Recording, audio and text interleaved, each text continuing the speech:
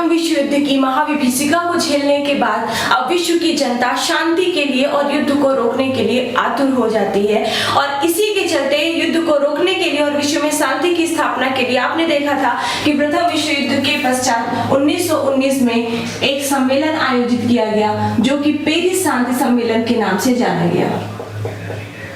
Paris शांति सम्मेलन। यह बात अलग थी कि यह मित्र राष्ट्रों के द्वारा सम्मेलन जो है इसका उद्घाटन किया गया, इसकी अध्यक्षता की गई और जो पराजित राष्ट्र हैं उनको बुलाया भी नहीं गया, ये अलग बात थी। लेकिन पेरिस शांति सम्मेलन का जो मुख्य उद्देश्य था वो यही था कि विश्व में शांति की स्थापना कैसे की जाए, ये जन और धन की इतनी बड़ी हानि हुई है, इन सब से कैसे उबरा जाए और जो आने वाले युद्ध है उन युद्धों को कैसे रोका जाए। ठीक है, तो पेरिस शांति सम्मेलन में फिर आपने देखा कि अमेरिका के राष्ट्रपति वुड्रो विल्सन द्वारा 14 सूत्री कार्यक्रम प्रस्तुत किया गया। 14 सूत्री कार्यक्रम प्रस्तुत किया गया जिनमें से इन्होंने यही चीजें कही कि जो भी संधियां होंगी वो गुप्त तरीके से नहीं होंगी। अस्त्र शस्त्र जो देश रखेगा अपने पास वो एक लिमिट में रखेगा, केवल गृह युद्ध में वो काम आ सके, बाकी बाहरी आक्रमण के लिए ऐसी संभावना ही उत्पन्न ना हो कि कोई बाहरी आक्रमण हो, चाहे वो समुद्रों की बात हो या फिर अन्य कोई बात हो। ठीक है, और इसी में इनके 14 सूत्री कार्यक्रम में ही जो इनका अंतिम कार्यक्रम था वो था एक संगठन की स्थापना। देशों के सर्वसम्मति से एक संगठन की स्थापना करना जो कि आने वाले युद्धों या फिर दो देशों के आपसी मनमुटाव को क्लियर कर सके, उसे खत्म कर सके। ठीक है, तो 14 सूत्री कार्यक्रम के अंतर्गत एक जो अंतिम कार्यक्रम था वो था ऐसे संगठन की स्थापना और इसी के चलते आगे चल के राष्ट्र संघ नामक एक संस्था की, राष्ट्र संघ नामक एक संगठन या फिर संस्था का गठन किया जाता है। ठीक है, और इसी राष्ट्र संघ के बारे में हम इस लेक्चर में देखेंगे क्योंकि क्वेश्चन भी आ चुका है और आने वाले समय में आने वाले पेपर में आ भी सकता है।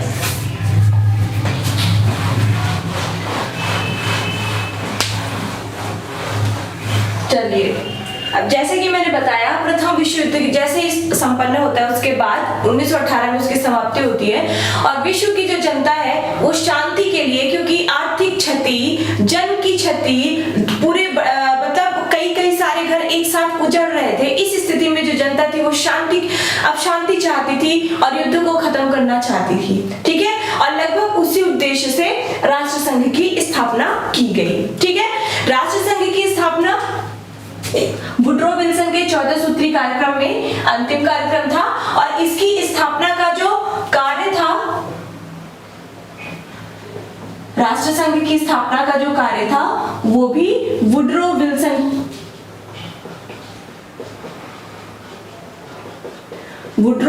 की अध्यक्षता में, वुड्रो विल्सन की अध्यक्षता वाले एक आयोग को दिया गया। ठीक है, एक आयोग का गठन किया गया जिसकी अध्यक्षता की वुड्रो विल्सन ने और उस आयोग को राष्ट्र संघ की स्थापना का कार्य सौंपा गया। और इस स्थिति में आगे चल के अब इस आयोग ने राष्ट्र संघ की स्थापना के लिए एक मसौदा तैयार किया और मसौदा जो है इसके आधार पर 10 जनवरी 1920 को, 10 जनवरी याद रखिएगा कब हुई थी राष्ट्र संघ की स्थापना, तो 10 जनवरी 1920 को राष्ट्र संघ की स्थापना कर दी गई या फिर राष्ट्र संघ जैसा एक संगठन जो है वो विश्व के सामने उभर के आता है। ठीक है, अब देशों ने क्या बात कही थी, मित्र राष्ट्रों ने क्या बात कही थी जब इन्होंने अपना 14 सूत्री कार्यक्रम रखा था, तो जब राष्ट्र संघ की स्थापना की बात आई तब जो मित्र राष्ट्र थे उन्होंने कहा कि राष्ट्र संघ एक संगठन की स्थापना तो होगी लेकिन उसका अपना एक अलग संगठन होगा, उसका अपना एक अलग संविधान होगा। ठीक है, और इसी संगठन और संविधान का जो निर्माण है वो किया वुड्रो विल्सन और उसकी अध्यक्षता वाले आयोग ने। संविधान की अगर बात करें तो वुड्रो विल्सन का जो संविधान था इसके प्रारूप को तैयार किया स्वयं वुड्रो विल्सन ने और प्रस्तावना के अलावा जो प्रावधान था, उसके अलावा जो भी धाराएं थी, ये सारी चीजें इसके आयोग के सदस्यों ने जोड़ी। ठीक है, इनके राष्ट्रसंघ के संविधान में एक प्रस्तावना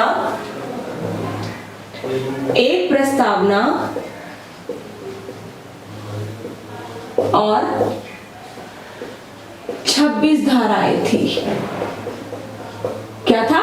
एक प्रस्तावना और 26 धाराएं थी, और इन धाराओं में 26 धाराओं में 10वीं, 12वीं और 16वीं धाराएं जो थी वो सबसे ज्यादा इंपॉर्टेंट थी। ठीक है, सबसे ज्यादा महत्वपूर्ण कौन सी थी? 10वीं, 12वीं और 16वीं। ऐसा क्यों? क्योंकि इन धाराओं में प्रादेशिक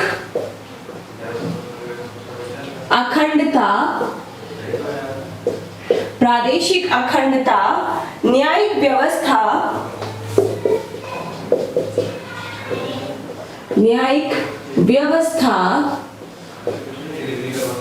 आर्थिक एवं सैन्य व्यवस्था का विवरण दिया गया था। आर्थिक व सैन्य व्यवस्था का विवरण दिया गया था। ठीक है, अब अखंडता क्या होती है ये सब आप सर से पढ़ोगे पॉलिटी वाले लेक्चर में। तो क्या देखा आपने कि संविधान जो था इस राष्ट्रसंघ का, इसे तैयार किया वुडरो विल्सन वाली की अध्यक्षता वाली एक आयोग ने। इसमें एक प्रस्तावना थी और 26 धाराएं थी। इस संविधान का जो प्रारूप था वो स्वयं वुडरो विल्सन ने तैयार किया, और 26 धाराओं में से 10वीं, 12वीं और 16वीं धाराएं जो है सबसे ज्यादा महत्वपूर्ण थी, क्योंकि इसमें प्रादेशिक अखंडता, न्यायिक व्यवस्था, आर्थिक एवं सैन्य व्यवस्था का विवरण दिया गया था। ठीक है, अब हम उद्देश्य देख लेते हैं। वैसे उद्देश्य आप समझ चुके हैं, क्या उद्देश्य था इसके गठन का? इस अंतरराष्ट्रीय संस्था के गठन का उद्देश्य क्या था आप देख चुके हैं, लेकिन फिर भी हम एक बार बता देते हैं। उद्देश्य, ठीक है, भविष्य में युद्धों को रोकना, भविष्य में युद्धों को रोकना, और रोकने के लिए क्या करना पड़ा? रोकने के लिए निशस्त्रीकरण को बढ़ावा दिया जाने लगा। ठीक है, कि शस्त्र, जैसा आपने देखा उनके सूत्र में कि शस्त्रों की लिमिटेशन रख दी कि शस्त्र तो नहीं रखे जाएंगे किसी भी देश में जो केवल उनके गृह युद्ध में काम आ सके। तो इसका जो उद्देश्य था वो था भविष्य में युद्धों को रोकना, और भविष्य में युद्धों को रोकने के लिए इसके अंतर्गत निशस्त्रीकरण को प्रोत्साहित किया गया। निशस्त्रीकरण, देखिए जब आपके पास हथियार होंगे, अगर आपके पास हम मान लेते हैं रिवॉल्वर है, तो आप झगड़ा करने के लिए, फिर लड़ाई करने के लिए जल्दी जाओगे। ठीक है, कि हमारे पास तो रिवॉल्वर है, लेकिन अगर आपके पास कोई हथियार नहीं रहेगा तो थोड़ा आप सोचोगे कि हमारे पास तो कोई हथियार नहीं है, हम युद्ध में जाए भी तो हम कैसे जाएं। ठीक है, इसीलिए निशस्त्रीकरण को बढ़ावा दिया गया कि जब देशों के पास हथियारों की संख्या ही कम होगी तो युद्ध की कोई संभावना ही ऐसी उत्पन्न नहीं होगी। अगला उद्देश्य है विश्व के सभी राष्ट्रों में अंतरराष्ट्रीय सहयोग। विश्व के सभी राष्ट्रों में अंतरराष्ट्रीय सहयोग प्रदान करना। जैसे हम मान के चलते हैं, जैसे हम भारत की बात करें, सुप्रीम कोर्ट की बात करें, ठीक है, सुप्रीम कोर्ट में क्या होता है, जैसे किसी भी राज्य का दूसरे राज्य से कोई विवाद चल रहा है, अब मान लेते हैं कावेरी जल विवाद चल रहा था, ठीक है, तो क्या वो दोनों जो राज्य थे, जिन दो राज्यों के बीच विवाद चल रहा था, वो जाके सुप्रीम कोर्ट में अपने अपील दायर करते हैं। सुप्रीम कोर्ट जो है वो एक उचित निर्णय उन्हें देता है, जो भी राज्यों के लिए उचित होता है वही निर्णय देता है। और यही चीज किया, मतलब उद्देश्य, इसी उद्देश्य से इन्होंने शुरू किया अंतरराष्ट्रीय संघ, और इसके तहत एक अंतरराष्ट्रीय न्यायालय की भी स्थापना की गई। आप संयुक्त राष्ट्र संघ को देखोगे तो आपको खुद ही पता चल जाएगा। वो क्या करता है, दो देशों के मध्य, यदि किसी देश के मध्य विवाद, हम भारत और पाकिस्तान की बात कर लेते हैं, इसका भी मामला अंतरराष्ट्रीय न्यायालय में जा चुका है, तो दो देशों के मध्य विवादों का निपटारा करता है। और पहले राष्ट्र संघ की भी स्थापना इस उद्देश्य से की गई थी कि विश्व के जो राष्ट्र हैं उन्हें अंतरराष्ट्रीय हम सहयोग प्रदान करेंगे। कोई विवाद होगा उसके लिए, या तो आप देखेंगे कि भारत में अगर किसी चीज की कमी है, कमी का मतलब है यदि मान लेते हैं कुपोषण की बहुत ज्यादा समस्या देखने को मिल रही है, तो जो हमारा भारत है वो संयुक्त राष्ट्र संघ में जाकर के सहायता मांग सकता है। ठीक है, तो इसी के उद्देश्य से की गई थी राष्ट्र संघ की स्थापना। जैसे हम राज्य की बात करें, भारत के उदाहरण से अगर समझाएंगे तो जल्दी समझ में आ जाएगा। अगर मान लेते हैं मध्य प्रदेश को किसी भी चीज की जरूरत है, ठीक है, मध्य प्रदेश में यदि आर्थिक कमी आती है तो केंद्र से जाके सहायता मांगती है। इसी तरह यदि देशों को कुछ कमी आती है तो ये संयुक्त राष्ट्र संघ में शरण ले सकता है। संयुक्त राष्ट्र संघ ही आगे चलकर संयुक्त राष्ट्र संघ में परिवर्तित हो गया था। ठीक है, हालांकि कई स्टोरी रही है, कई कहानी रही, कई बदलाव आए हैं। अगला जो इसका उद्देश्य था वो था अंतरराष्ट्रीय स्तर पर शांति, व्यवस्था व सुरक्षा की भावना उत्पन्न करना। अंतरराष्ट्रीय स्तर पर शांति,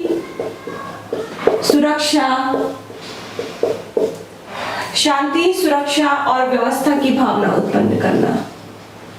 ठीक है, अगला उद्देश्य था पेरिस शांति सम्मेलन में संपन्न की गई संधियों के, पेरिस शांति सम्मेलन में जो संधियां की गई थी, संधियां देखा आपने, वर्साई की संधि, न्यू दिल्ली की संधि, तो इसमें जो संधियां की गई थी, इन संधियों के लिए इनके जो निर्णय थे संधियों के, उन्हें लागू करना।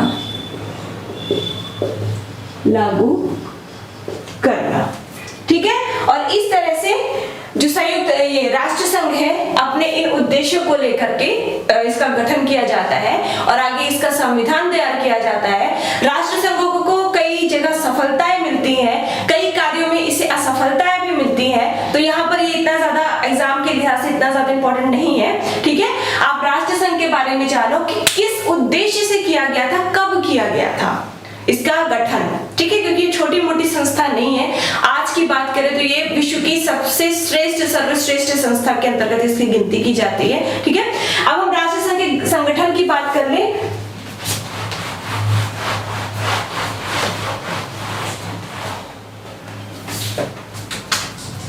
संगठन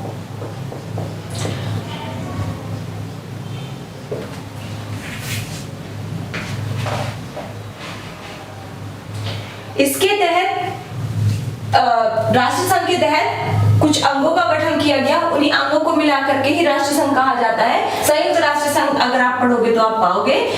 तो पहला जो इसका अंग था राष्ट्र संघ का वो था साधारण सभा या जनरल असेंबली, साधारण सभा। दूसरी थी परिषद या फिर काउंसिल। तीसरा सचिवालय।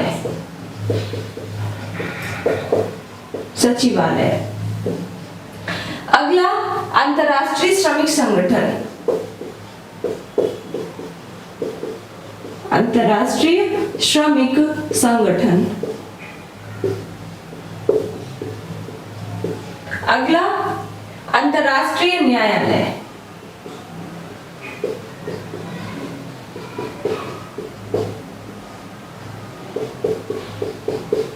ठीक है, इन अंगों को मिलाकर के राष्ट्र संघ का गठन किया गया। ये थे अंग, एक बार आप जरूर पढ़ लेंगे। इसके अंतर्गत क्या चीजें हैं वो आपको नोट्स में मिल जाएंगी, थोड़ी थोड़ी चीजें हैं। ठीक है, वैसे इतना ज्यादा इंपॉर्टेंट नहीं है ये। अब इसमें जो इंपॉर्टेंट पॉइंट है वो ये है कि आखिर इन उद्देश्यों के साथ इसका गठन किया गया, लेकिन आखिर ऐसा क्या हुआ कि अपने कार्यों में असफल हो गया। ठीक है, इसकी असफलता के आखिर क्या कारण थे वो हम देखेंगे अपने नेक्स्ट लेक्चर में।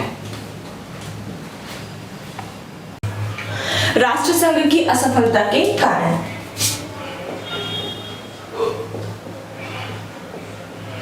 राष्ट्र संघ की असफलता के कारण, और ये क्वेश्चन एक बार आ भी चुका है। ठीक है, चलिए देखते हैं।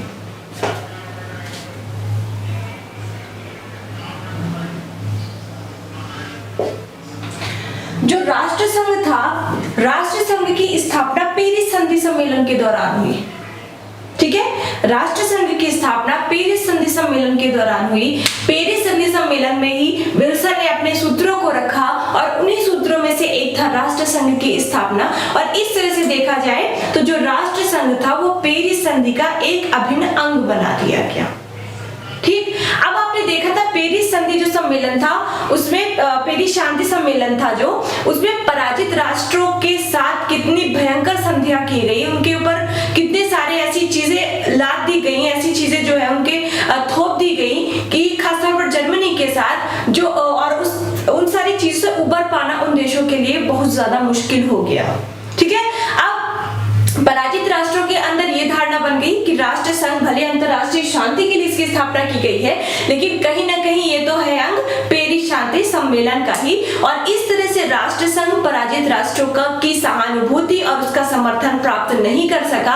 और जैसे ही राष्ट्र जो पराजित राष्ट्र थे उनके पास शक्तियां आती गई और उन शक्तियों के बल पर उन्होंने धीरे धीरे राष्ट्र संघ के सभी नियमों कानूनों की अवहेलना करना शुरू कर दिया। ठीक है, यही चीज आगे चल के राष्ट्र संघ की असफलता का कारण बनती है। तो पहला कारण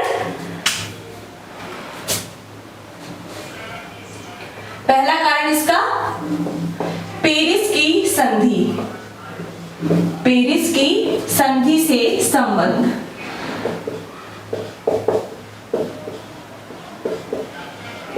ठीक है, एक बार फिर से बता देती हूँ, क्योंकि पेरिस शांति सम्मेलन के दौरान ही राष्ट्र संघ की स्थापना की गई और विल्सन के 14 सूत्री कार्यक्रम इसी दौरान आए थे और उसी के तहत राष्ट्र संघ की जो स्थापना की गई उसमें ना तो पराजित राष्ट्रों को बुलाया गया, ना ही उनसे कोई राय ली गई और ऊपर से पेरिस शांति सम्मेलन में इतनी सारी संधियां पराजित राष्ट्रों पर थोप दी गई। इस कारण पराजित राष्ट्र जो है उन्होंने कभी राष्ट्र संघ का समर्थन नहीं किया, भले ही ये विश्व शांति के लिए ही क्यों ना स्थापित हुआ हो, कभी उन्होंने राष्ट्र संघ का समर्थन नहीं किया। और जैसे ही धीरे धीरे उनकी स्थिति में थोड़ा सुधार आने लगता है और वैसे ही वो क्या करते हैं, राष्ट्र संघ के सभी नियमों कानूनों और राष्ट्र संघ की अवहेलना करना प्रारंभ कर देते हैं। ठीक है, तो पहला कारण इसका है असफलता का पेरिस संधि। अब देखिए, वुड्रो विल्सन कहाँ के थे? अमेरिका के राष्ट्रपति थे वुड्रो विल्सन। उन्होंने ही राष्ट्र संघ की स्थापना में इतना ज्यादा अपना योगदान दिया। पूरा संविधान का प्रारूप उन्होंने तैयार किया और उनकी अध्यक्षता वाले एक आयोग ने तैयार किया। सबसे बड़ी बात यहाँ पर यह थी कि भले राष्ट्र संघ की स्थापना में वुड्रो विल्सन का हाथ था, लेकिन अमेरिका के सीनेट ने राष्ट्र संघ को समर्थन नहीं दिया। राष्ट्र संघ को समर्थन अमेरिका के सीनेट ने नहीं दिया और इस तरह से अमेरिका राष्ट्र संघ का कभी भी सदस्य नहीं बना। तो अमेरिका का असहयोग, अमेरिका एक विश्व शक्ति के रूप में उभर चुका था उस समय तक, तो अमेरिका का असहयोग भी कारण बनता है राष्ट्र संघ की असफलता का, क्योंकि राष्ट्र संघ को अमेरिका के सीनेट ने ही कोई समर्थन नहीं दिया और ना ही इसका सदस्य बना अमेरिका। और इतने बड़े विश्व शक्ति जब राष्ट्र संघ का समर्थन नहीं करेगी, राष्ट्र संघ का सदस्य नहीं बनेगी, तो विश्व के अन्य देश भी उसे देख करके इसके समर्थन में मना करेंगे या फिर इसका समर्थन नहीं करेंगे, इसके सदस्यता को हटाते खुद को पदच्युत कर लेंगे। ठीक है, तो एक बड़ा कारण बना अमेरिका का असहयोग। जो राष्ट्र संघ ने निशस्त्रीय वाला कार्यक्रम चलाया था,